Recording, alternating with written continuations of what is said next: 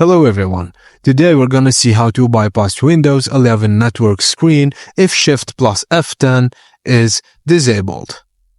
Firstly, begin the installation process as usual. When you reach the Let's Connect You to a Network screen where the Next button is grayed out, press Shift plus F10 to open the command prompt.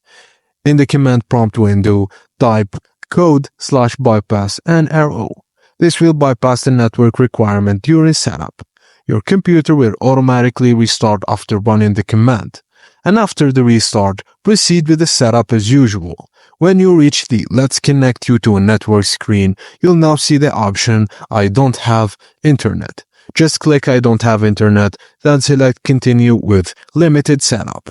Proceed to create a local user account, and the setup will continue without requiring an internet connection. Thank you for watching, and please don't forget to like and subscribe for more.